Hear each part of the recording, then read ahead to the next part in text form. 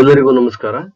Dear students, welcome back to the 9th session of our sociology class or 5th semester belonging to University of Mysore. I am Dr. Mohan Kumar KS, working as Assistant Professor, Department of Sociology in Government First Grade College, Alur. ವಿದ್ಯಾರ್ಥಿಗಳೇ, ಈಗ ನಾವು 5ನೇ ಸೆಮಿಸ್ಟರ್ನ rural society and reconstruction ಗ್ರಾಮೀಣ ಸಮಾಜ ಮತ್ತು ಪುನರ್ನಿರ್ಮಾಣ ಪತ್ರಿಕೆಯ ಮೊದಲನೇ chapter rural and agrarian social structure ಗ್ರಾಮೀಣ ಮತ್ತು ಕೃಷಿ ಸಾಮಾಜಿಕ ರಚನೆಗೆ ಸಂಬಂಧಿಸಿದಂತೆ session topic commercialization of agriculture production for consumption to market, ಕೃಷಿಯ ವಾಣಿಜ್ಯೀಕರಣ ಮಾರುಕಟ್ಟೆಗೆ ಬಳಕೆಗಾಗಿ ಉತ್ಪಾದನೆ ಅನ್ನುವ ವಿಚಾರದ ಬಗ್ಗೆ ನಾವು ಈಗ ತಿಳಿದುಕೊಳ್ಳೋಣ. Introduction. Commercialization in agriculture is a process by which farms increase their engagement with input and output markets as they move away from integrated or subsistence farming systems to specialized crop production.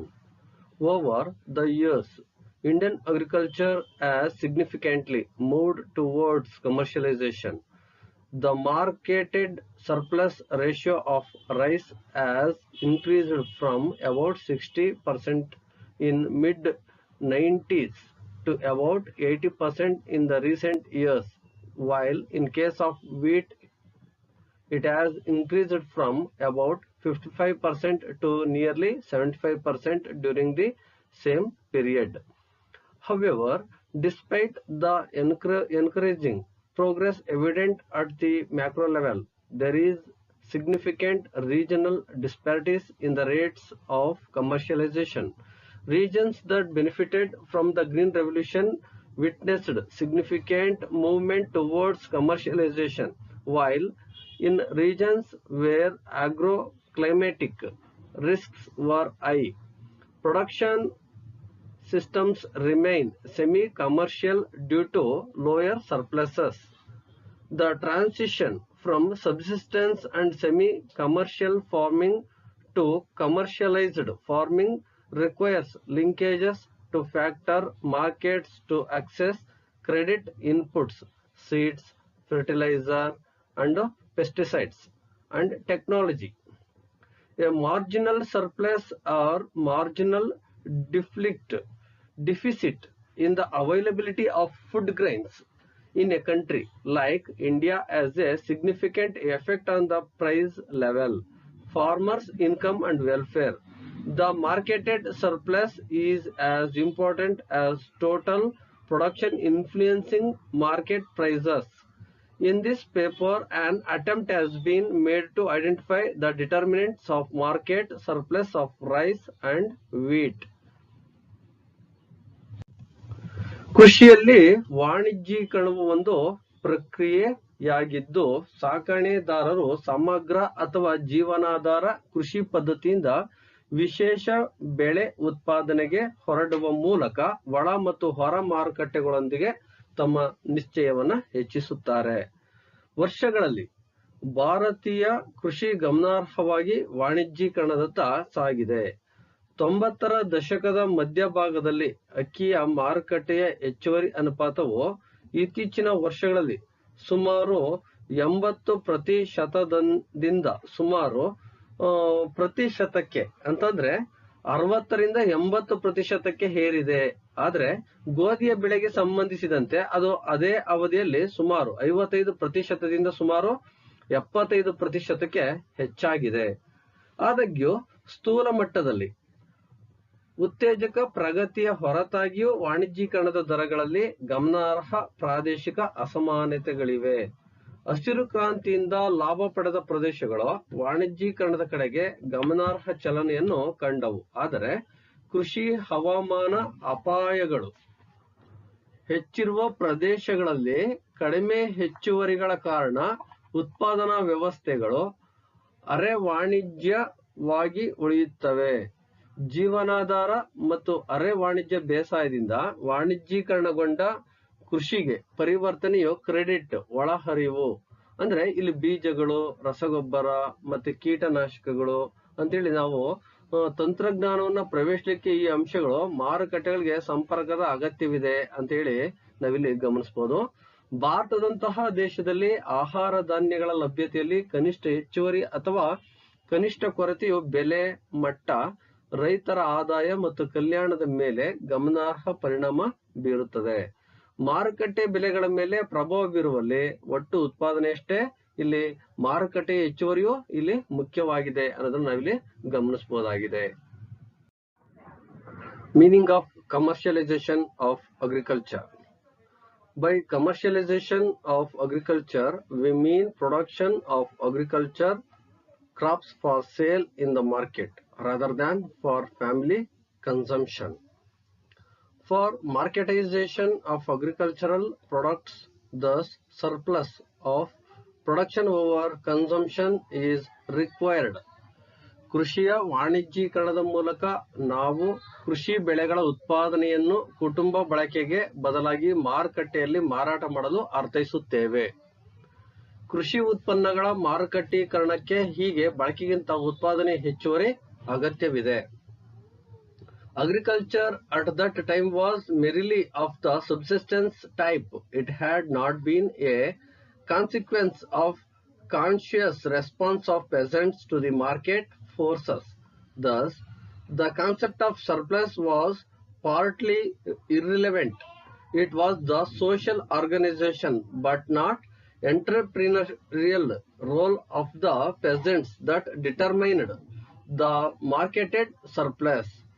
The decision to cultivate commercial crops was usually determined by the requirements of subsistence farming of peasants. ಕೃಷಿಯ ವಾಣಿಜ್ಯೀಕರಣಕ್ಕೆ ಸಂಬಂಧಿಸಿದಂತೆ ಆ ಸಮಯದಲ್ಲಿ ಕೃಷಿ ಕೇವಲ ಜೀವನಾಧಾರವಾಗಿತ್ತು. ಇದು ಮಾರುಕಟ್ಟೆ ಶಕ್ತಿಗಳಿಗೆ ರೈತರ ಪ್ರಜ್ಞಾಪೂರ್ವಕ ಪ್ರತಿಕ್ರಿಯೆ ಪರಿಣಾಮವಾಗಿರಲಿಲ್ಲ. ಹೀಗಾಗಿ ಹೆಚ್ಚುವರಿ ಪರಿಕಲ್ಪನೆಯು ಭಾಗಶಃ ಅಪ್ರಸ್ತುತವಾಗಿತ್ತು. ಇದು ಮಾರುಕಟ್ಟೆಯ ಹೆಚ್ಚುವರಿಯನ್ನ ನಿರ್ಧರಿಸುವ ರೈತರ ಸಾಮಾಜಿಕ ಸಂಘಟನೆಯ ಹೊರತು ಉದ್ಯಮಶೀಲತೆಯ ಪಾತ್ರವಲ್ಲ. ವಾಣಿಜ್ಯ ಬೆಳೆಗಳನ್ನ ಬೆಳೆಸುವ ನಿರ್ಧಾರವನ್ನ ಸಾಮಾನ್ಯವಾಗಿ ರೈತರ ಜೀವನಾಧಾರ ಕೃಷಿ ಅವಶ್ಯಕತೆಗಳಿಂದ ನಿರ್ಧರಿಸಲಾಗುತ್ತದೆ. What is commercialisation of agriculture? ವಿದ್ಯಾರ್ಥಿಗಳೇ, ಈಗ ನಾವು ಕೃಷಿಯ ವಾಣಿಜ್ಯೀಕರಣ ಅಂದ್ರೆ ಏನು ಅನ್ನೋದ್ರ ಬಗ್ಗೆ ತಿಳ್ಕೊಳ್ಳೋಣ. Commercialisation of agriculture is a phenomenon where agriculture is governed by commercial consideration, that is, certain specialized crops began to be grown not for consumption in village but for sale in national and even in international market. ಕೃಷಿಯ ವಾಣಿಜ್ಯೀಕರಣವು ಒಂದು ವಿದ್ಯಮಾನವಾಗಿದ್ದು ಅಲ್ಲಿ ಕೃಷಿಯನ್ನ ವಾಣಿಜ್ಯ ಅಂದ್ರೆ ಪರಿಗಣನೆಯಿಂದ ನಿಯಂತ್ರಿಸಲಾಗುತ್ತದೆ. ಅಂದ್ರೆ ಕೆಲವು ವಿಶೇಷ ಬೆಳೆಗಳನ್ನ ಹಳ್ಳಿಯಲ್ಲಿ ಬಳಕೆಗಾಗಿ ಅಲ್ಲ, ಆದ್ರೆ ರಾಷ್ಟ್ರೀಯ ಮತ್ತು ಅಂತಾರಾಷ್ಟ್ರೀಯ ಮಾರುಕಟ್ಟೆಯಲ್ಲಿ ಮಾರಾಟ ಮಾಡಲು ಇಲ್ಲಿ ಆ ಬೆಳೆಗಳನ್ನ ಪ್ರಾರಂಭಿಸಲಾಯಿತು ಅನ್ನೋದನ್ನ ನಾವಿಲ್ಲಿ ಗಮನಿಸಬಹುದು. ಆಡಮ್ ಸ್ಮಿತ್ ರವರು in his text the Wealth of Nation, Adam Smith in his text the Wealth of Nation, Adam Smith ತನ್ನ ದಿ ವೆಲ್ತ್ ಆಫ್ ನೇಷನ್ಸ್ ಪುಸ್ತಕದಲ್ಲಿ ವಾಣಿಜ್ಯೀಕರಣ, ಕೃಷಿಯ ವಾಣಿಜ್ಯೀಕರಣ ಅಂದ್ರೆ ಏನು ಅನ್ನೋದ್ರ ಬಗ್ಗೆ ತಿಳಿಸ್ಕೊಡ್ತಾರೆ.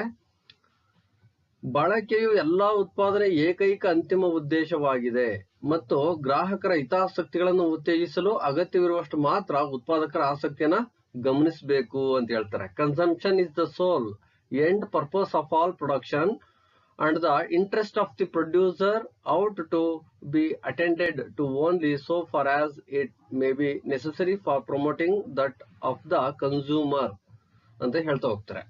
ಹಾಗೆ the farmer no longer produced for his domestic consumption but a good proportion of land went under the plow for purposes of marketing based export. From 1960 onwards transformed the nature of agriculture from subsistence to commercial farming. The transition from consumption to commercial agriculture represents a key ingredient for the economic development of low income countries. ಅಂದ್ರೆ ಇಲ್ಲಿ ರೈತ ಇನ್ನು ಮುಂದೆ ತನ್ನ ದೇಶೀಯ ಬಳಕೆಗಾಗಿ ಉತ್ಪಾದಿಸೋದಿಲ್ಲ, ಆದ್ರೆ ಉತ್ತಮ ಪ್ರಮಾಣದ ಭೂಮಿ ಮಾರುಕಟ್ಟೆ ಆಧಾರಿತ ರಫ್ತು ಉದ್ದೇಶಗಳಿಗಾಗಿ ನೇಗಿಲಿನ ಅಡಿಯಲ್ಲಿ ಅವನು ತಂದಿದ್ದಾನೆ ಅನ್ನೋದನ್ನ ನಾವಿಲ್ಲಿ ಗಮನಿಸಬಹುದು. 1860ರಿಂದ ಕೃಷಿಯ ಸ್ವರೂಪವನ್ನು ಜೀವನಾಧಾರದಿಂದ ವಾಣಿಜ್ಯ ಕೃಷಿಗೆ ಇಲ್ಲಿ ಪರಿವರ್ತಿಸಲಾಯಿತು. ಅಂದ್ರೆ ಇಲ್ಲಿ ಕೃಷಿಕರು ಅಥವಾ ರೈತಾಪಿ ವರ್ಗದವರು ತನ್ನ ಜೀವನಕ್ಕೋಸ್ಕರ ಮಾತ್ರ ಬೆಳೀತಾ ಇದ್ರು. ತದನಂತರ 1860ರಿಂದ ಈಚೆಗೆ ಅವರ ಜೀವನಾಂಶಕ್ಕೆ ಅಂದ್ರೆ ಆರ್ಥಿಕತೆಗೆ ಬೇಕಾಗಿರ್ತಕ್ಕಂಥ ವಾಣಿಜ್ಯ ಬೆಳೆಗಳನ್ನು ಇಲ್ಲಿ ಬೆಳೆಯಲಿಕ್ಕೆ ಪ್ರಾರಂಭಿಸಿದ್ರು ಅನ್ನೋದನ್ನ ನಾವಿಲ್ಲಿ ಗಮನಿಸಬಹುದಾಗಿದೆ. ಬಳಕೆಯಿಂದ ವಾಣಿಜ್ಯ ಕೃಷಿಗೆ ಪರಿವರ್ತನೆಯು ಕಡಿಮೆ ಆದಾಯದ ದೇಶಗಳ ಆರ್ಥಿಕ ಅಭಿವೃದ್ಧಿಗೆ ಇಲ್ಲಿ ಪ್ರಮುಖ ಅಂಶವಾಗಿದೆ ಅಂತ ನಾವಿಲ್ಲಿ ಗಮನಿಸಬಹುದು. ಹೀಗೆ ನಾವು ಕೃಷಿಯ ವಾಣಿಜ್ಯೀಕರಣ ಅಂದ್ರೆ ಏನು ಅನ್ನೋದ್ರ ಬಗ್ಗೆ ನಾವು ತಿಳ್ಕೊಂಡಿದ್ದೀವಿ. ವಿದ್ಯಾರ್ಥಿಗಳೇ, ಈಗ ನಾವು ಕೃಷಿ ವಾಣಿಜ್ಯೀಕರಣದ 3 ಪ್ರಮುಖ ವಿಧಗಳು ಅಥವಾ ಹಂತಗಳನ್ನ ನಾವಿಲ್ಲಿ ಗಮನಿಸ್ತಾ ಹೋಗೋಣ. Types or phases of commercialisation of agriculture. There were 3 major types of phases of agriculture commercialization in India. The first forms of commercialization was associated with plantation agriculture, especially tea plantation of the northern districts of Bengal.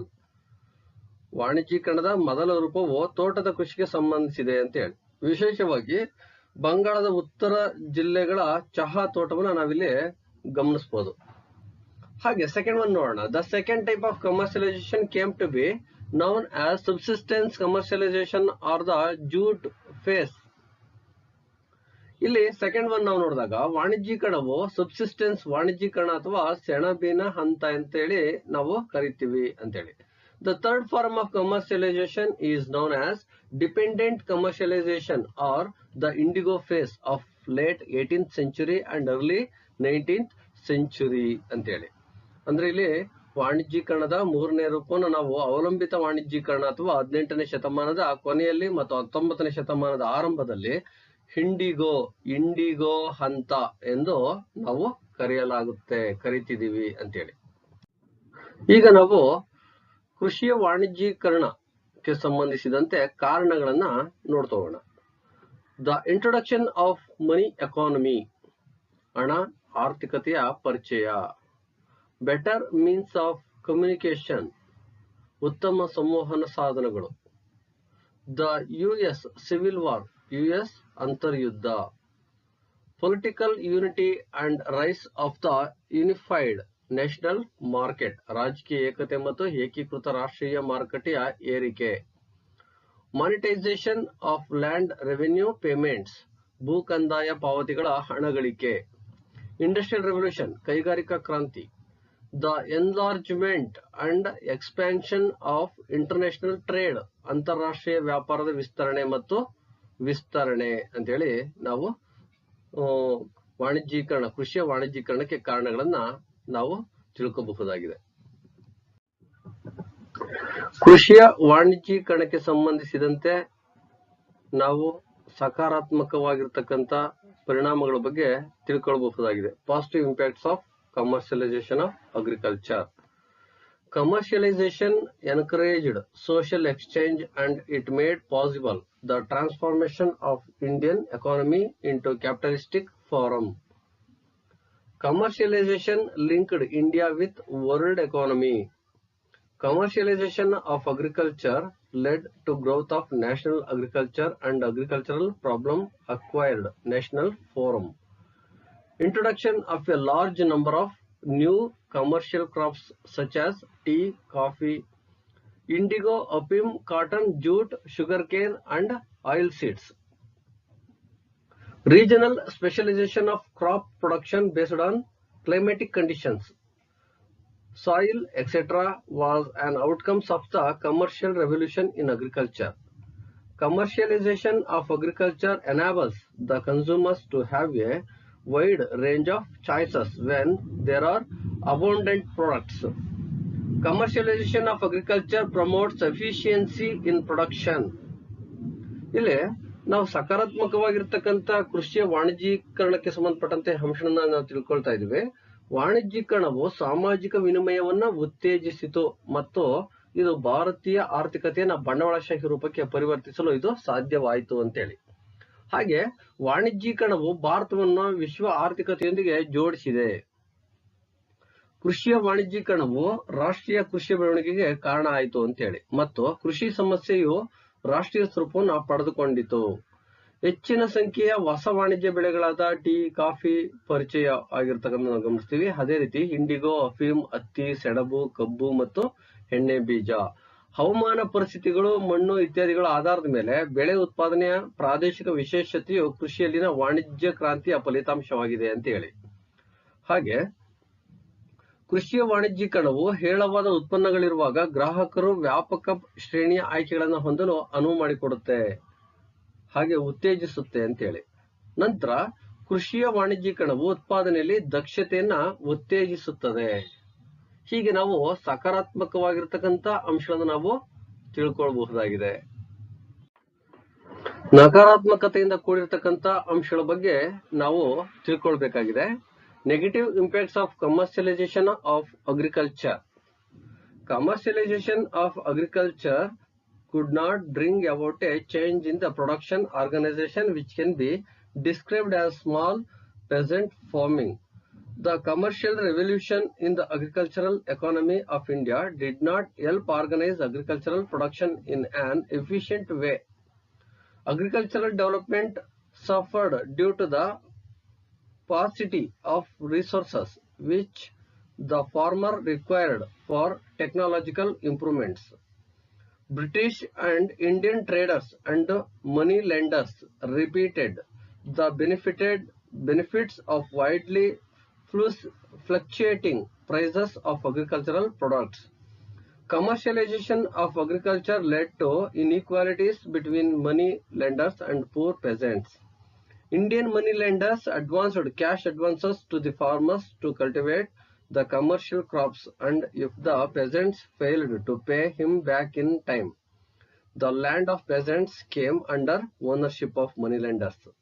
Commercialization of agriculture adversely affected self-sufficiency of village economy and acted as major factor in bringing the declining state in rural economy. Increased miseries of Indian farmers due to the policy of commercialization of Indian agriculture. The commercialization of agriculture beneficial to the British planters, traders and manufacturers, moneylenders who made huge fortunes by working as middlemen for the British. ಕೃಷಿಯ ವಾಣಿಜ್ಯೀಕರಣವು ಸಣ್ಣ ರೈತ ಕೃಷಿ ಎಂದು ವಿವರಿಸಬಹುದಾದ ಉತ್ಪಾದನಾ ಸಂಸ್ಥೆಯಲ್ಲಿ ಬದಲಾವಣೆಯನ್ನು ತರಲು ಸಾಧ್ಯವಾಗಲಿಲ್ಲ. ಭಾರತದ ಕೃಷಿ ಆರ್ಥಿಕತೆಯಲ್ಲಿನ ವಾಣಿಜ್ಯ ಕ್ರಾಂತಿಯು ಕೃಷಿ ಉತ್ಪಾದನೆಯನ್ನು ಸಮರ್ಥ ರೀತಿಯಲ್ಲಿ ಸಂಘಟಿಸಲು ಸಹಾಯ ಮಾಡಲಿಲ್ಲ ಅಂತೇಳಿ. ಹಾಗೆ ರೈತರಿಗೆ ತಾಂತ್ರಿಕ ಸುಧಾರಣೆಗಳಿಗೆ ಅಗತ್ಯವಿರುವ ಸಂಪನ್ಮೂಲಗಳ ಕೊರತೆಯಿಂದಾಗಿ ಕೃಷಿ ಅಭಿವೃದ್ಧಿಯು ತೊಂದರೆಗೀಡಾಗಿದೆ.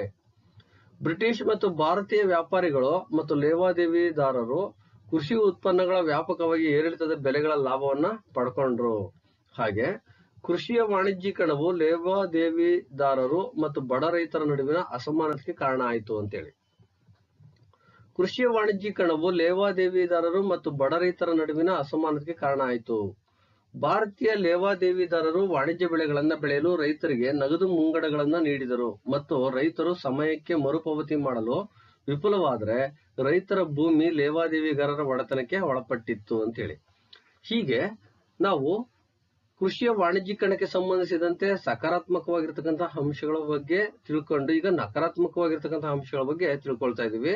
ಸೊ ಹೇಗೆ ಅದು ತನ್ನ ಅನಾನುಕೂಲತೆಯನ್ನು ವ್ಯಕ್ತಪಡಿಸ್ತು ಅನ್ನೋದ್ರ ಬಗ್ಗೆ ನಾವಿಲ್ಲಿ ಗಮನಿಸಬಹುದಾಗಿದೆ. ಕೃಷಿ ವಾಣಿಜ್ಯೀಕರಣವು ಗ್ರಾಮದ ಆರ್ಥಿಕತೆಯ ಸ್ವಾವಲಂಬನೆಯ ಮೇಲೆ ಪ್ರತಿಕೂಲ ಪರಿಣಾಮ ಬೀರುತ್ತೆ ಅಂತೇಳಿ ಮತ್ತು ಗ್ರಾಮೀಣ ಆರ್ಥಿಕತೆಯಲ್ಲಿ ಕುಸಿಯುತ್ತಿರುವ ಸ್ಥಿತಿಯನ್ನ ತರುವಲ್ಲಿ ಪ್ರಮುಖ ಅಂಶವಾಗಿ ಕಾರ್ಯನಿರ್ವಹಿಸಿತು. ಭಾರತೀಯ ಕೃಷಿಯ ವಾಣಿಜ್ಯೀಕರಣದ ನೀತಿಯಿಂದಾಗಿ ಭಾರತೀಯ ರೈತರ ಇಲ್ಲಿ ನಾವು ಹೆಚ್ಚಿರ್ತಕ್ಕಂಥ ದುಃಖಗಳನ್ನು ನಾವಿಲ್ಲಿ ಗಮನಿಸಬಹುದಾಗಿದೆ. ಯಾಕೆಂದ್ರೆ ಹಣದುಬ್ಬರ ಜಾಸ್ತಿ ಆದಂಗೆ ಅಲ್ಲಿ ರೈತಾಪಿ ವರ್ಗದವರ ಮೇಲೆ ಸಾಕಷ್ಟು ಹೊಡೆತ ಬೀಳ್ತು ಅಂತ ಹೇಳಿ. ಹೀಗೆ ಬ್ರಿಟಿಷರ ಮಧ್ಯವರ್ತಿಗಳಾಗಿ ಕೆಲಸ ಮಾಡುವ ಮೂಲಕ ಭಾರಿ ಸಂಪತ್ತನ್ನ ಗಳಿಸಿದ ಬ್ರಿಟಿಷರು ತೋಟಗಾರರು, ವ್ಯಾಪಾರಿಗಳು ಮತ್ತು ತಯಾರಕರು, ಲೇವಾದೇವಿದಾರರಿಗೆ ಲಾಭದಾಯಕವಾಗಿ ಪರಿಣಮಿಸಿತು. ಯಾವುದು?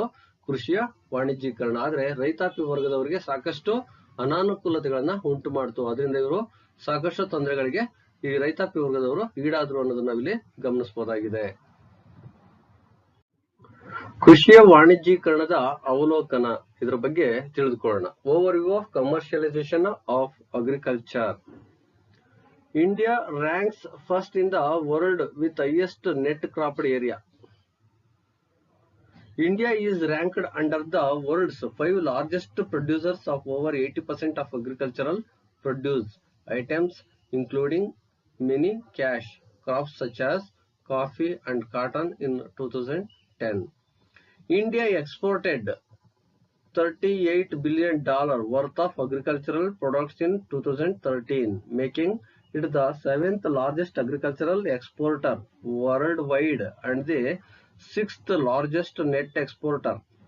India is currently the world's 2nd largest producer of several dry fruits, agricultural based textile raw materials, roots and tuber, pulses, framed fish, eggs, coconut, sugarcane and numerous vegetables. India is one of the world's 5 largest producers of livestock and poultry meat, with one of the fastest growth rates as of 2011. The per capita supply of rice every year in India is now higher than the per capita consumption of rice every year in Japan. India is one of the world's largest supplier of rice, cotton, sugar and wheat. India exported around 2 million metric tons of wheat and 2.1 million metric tons of rice in 2011. In 2008, India was the world's 6th largest producer of marine and freshwater capture and fisheries and the 2nd largest aquaculture farmed in fish producer. ಭಾರತವು ಅತಿ ಹೆಚ್ಚು ನಿವ್ವಳ ಬೆಳೆ ಪ್ರದೇಶದೊಂದಿಗೆ ವಿಶ್ವದ ಮೊದಲ ಸ್ಥಾನದಲ್ಲಿದೆ. ಭಾರತವು 2010ರಲ್ಲಿ coffee ಮತ್ತು ಹತ್ತಿಯಂತಹ ಅನೇಕ ನಗದು ಬೆಳೆಗಳನ್ನು ಒಳಗೊಂಡಂತೆ 80%ಕ್ಕಿಂತ ಹೆಚ್ಚು ಕೃಷಿ ಉತ್ಪನ್ನ ವಸ್ತುಗಳ ವಿಶ್ವದ 5 ದೊಡ್ಡ ಉತ್ಪಾದಕರ ಅಡಿಯಲ್ಲಿ ಸ್ಥಾನವನ್ನು ಪಡ್ಕೊಂಡಿದೆ. ಭಾರತವು 2013ರಲ್ಲಿ $38 ಶತಕೋಟಿ ಮೌಲ್ಯದ ಕೃಷಿ ಉತ್ಪನ್ನಗಳನ್ನು ರಫ್ತು ಮಾಡಿತ್ತು ಅಂತೇಳಿ. ಇದು ವಿಶ್ವದಾದ್ಯಂತ 7ನೇ ಅತಿ ದೊಡ್ಡ ಕೃಷಿ ರಫ್ತುದಾರ ಮತ್ತು 6ನೇ ಅತಿ ದೊಡ್ಡ ನಿವ್ವಳ ರಫ್ತುದಾರನಾಗಿದೆ.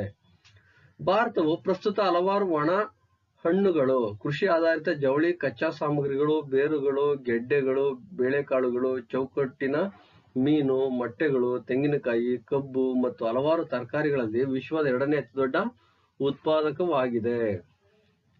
ಏಕೆಂದ್ರೆ ಇಲ್ಲಿ ನಮ್ಮ ದೇಶ ಯಾವ ರೀತಿ ವಾಣಿಜ್ಯೀಕರಣಕ್ಕೆ ಹೆಚ್ಚಿನ ಒಂದು ಆದ್ಯತೆಯನ್ನ ಕೊಟ್ಟಿದೆ, ಕೃಷಿಯ ವಾಣಿಜ್ಯೀಕರಣಕ್ಕೆ, ಅನ್ನೋದ್ರ ಬಗ್ಗೆ ನಾವಿಲ್ಲಿ ಗಮನಿಸ್ತಾ ಇದೀವಿ.